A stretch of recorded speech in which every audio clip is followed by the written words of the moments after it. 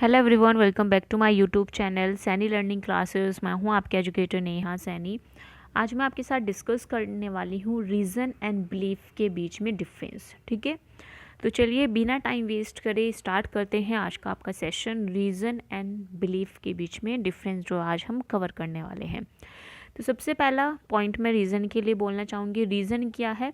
Reason एक power है mind की जो कि आपको अंडरस्टैंड करने में लॉजिकली एप्लीकेबल होती है। ठीक है, यानी कि एक ऐसी शक्ति, ऐसी पावर है हमारे माइंड की जो कि हमें किसी भी चीज़ को सोचने, समझने और लॉजिकली उसके ऊपर अंडरस्टैंड करने के लिए शक्ति देती है। ठीक है, तो reason is consciously making sense and stabilising and verifying fact through rational thinking, intellect and cognition. यानी कि रीज़न क्या है? रीज़न जिसके अंदर सेंस है, जो कोई चीज़ सेंस करे। ठीक है, यानी कि अगर हम कोई भी फैक्ट पढ़ रहे हैं, कोई भी हम चीज़ को या कोई भी हम ज्ञान ले रहे हैं, कोई भी चीज़ को हम पढ़ के जब हम उसके क्यों को जानते हैं कि ये ऐसी चीज़ क्यों है, ये फैक्ट ऐसा क्यों है, या ये नॉलेज इस तरह से क्यों है, तो जब हम क्यों की बात कर लेते हैं, जब हम किसी भी चीज़ के रीज़न को ढूंढते हैं जिसमें हम सोचते हैं और उसको अंडरस्टैंड करते हैं, तो उसको हम क्या कहते हैं? रीज़न बोलते हैं। बिलीफ क्या है? Belief is proved without doubt, यानी कि बिलीफ जो है बिना डाउट के प्रूफ हो जाता है, यानी कि इसके अंदर आपको डाउट आते ही नहीं है। ये एक स्टेट है माइंड की जिसमें जो पर्सन है वो क्या करता है, कुछ भी सोच करके बैठ जाता है, चाहे वो इन्फॉर्मेशन सही है या नहीं है।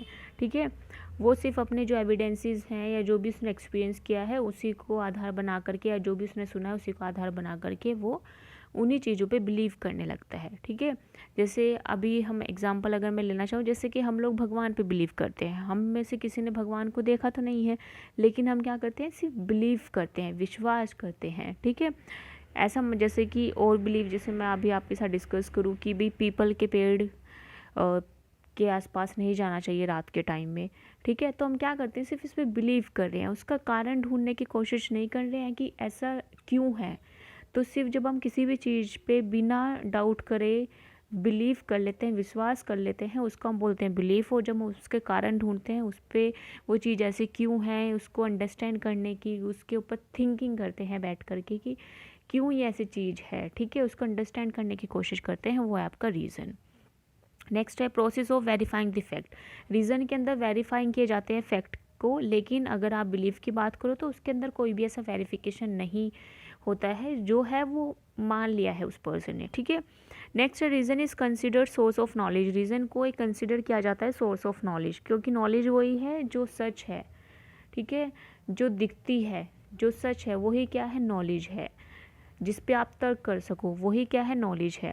और बिलीफ क्या है? एक स्टेट ऑफ माइंड है, यानी कि जो हमारे माइंड ने एक्सपीरियंस किया या जो सुना या जो हमने समझा या जो पढ़ा, उसी चीज़ पे हमने बिना किसी थिंकिंग के या बिना किसी डाउट के हमने उस पर यकीन कर लिया। ओके, नेक्स्ट है reason vary person to person, यानी कि जो रीज़न है वो पर्सन टू पर्सन, पर्सन के थॉट्स के अकॉर्डिंग वेरी करता है। और ऐसे जो बिलीफ है वो पर्सन, थॉट और स्ट्रीम, यानी कि अगर आप एक मान लो एक कॉलोनी में गए, वहाँ के कुछ लोगों का मानना कुछ हो रहा है, या आप किसी गांव में गए, वहाँ कुछ और लोग मान रहे हैं, किसी और गांव में गए तो वहाँ उस चीज़ को कुछ और मान रहे हैं, तो ये क्या है?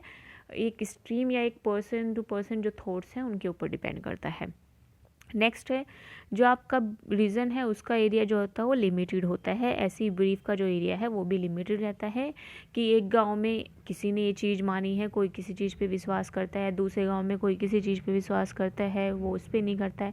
तो ये क्या हो गया? लिमिटेड हो गया एक एरिया पे। ठीक है, कि यहाँ के लोग ही इन चीज़ों को मानते हैं, वहाँ के लोग इन चीज़ों को मानते हैं। ओके, नेक्स्ट है reason is presented by linking to an even, यानी कि रीज़न क्या है? Reason is presented by linking to an even, यानी कि जो आपकी नॉलेज है, जो भी आप फैक्ट्स पढ़ रहे हैं, तो वो क्या करनी चाहिए? एक दूसरे से लिंक करते हुए होने चाहिए। वही क्या है? रीज़न है। मान लो आप किसी भी चीज़ को पढ़ के आप उसको समझने की कोशिश कर रहे हो, उसको लिंक करने की कोशिश कर रहे हो, तो जो पहला पॉइंट है वो दूसरे पॉइंट से लिंक करना चाहिए। ठीक है, तभी तो दो बातें लिंक करके एक नया आपका रिजल्ट निकल के आएगा, एक नई बात बन के आएगी। अगर दोनों ही बात लिंक नहीं करेगी, ठीक है, एग्जाम्पल समझो कि मान लो कि यहाँ बहुत पहले पेड़ उगते थे। ठीक है, दूसरे में बोल दिया हमने कि यहाँ बहुत समय पहले पौधे उगते थे। तो दोनों बात में क्या डिफरेंस है, एक में मैंने पेड़ बोला, एक में पौधे बोला, सिर्फ शब्दों का ही तो खेल है। प्लांट, ठीक है, और आपके ट्रीज़, जब प्लांट उगेगा तभी तो वो ट्री बनेगा, ठीक है।